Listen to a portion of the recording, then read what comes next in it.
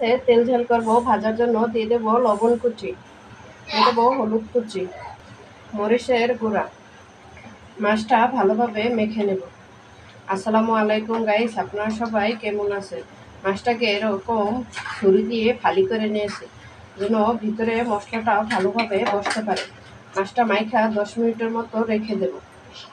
মাখা হয়ে গেছে, এখন রেখে দেব। মাছ ভাজার জন্য দিয়ে দেবো সরিষার তেল।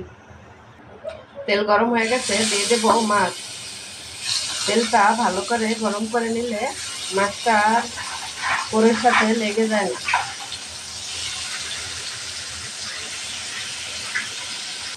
মাছটা একবার ভাজা হয়ে গেছে, উল্টিয়ে নেব।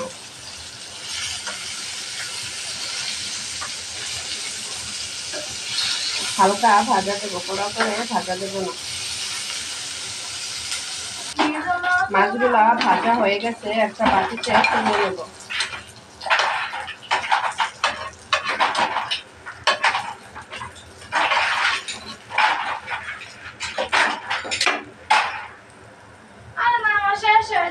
এখন মাছগুলো দেখতে কত সুন্দর লাগছে, কত সুন্দর ভাজা হয়েছে। এই তেলের ভিতরে দিয়ে দেবো পেঁয়াজ কুচি, দিয়ে দেবো একটু লবণ কুচি। লবণ কুচি দিলে পেঁয়াজটা তাড়াতাড়ি ভাজা হবে। পেঁয়াজটা ভালোভাবে ভেজে নেব।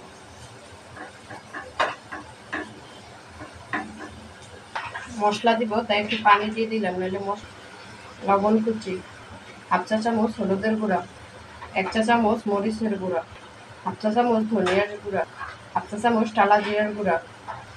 মশলাটা ভালোভাবে কষিয়ে নেব। আর একটু পানি লাগবে, আর একটু পানি দেব।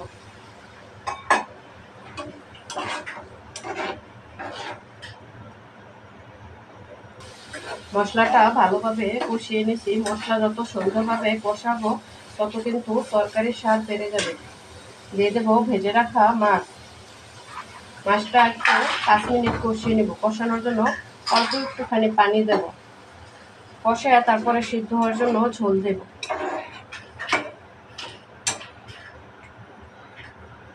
দিয়ে দেবো ডিপ করে রাখা একটা টমেটো। এই টমেটোটা একটু পরে এমনি গাইলে যাবে। মাছটা কষানো হয়ে গেছে, সিদ্ধ হওয়ার জন্য দিয়ে দেবো ঝোল।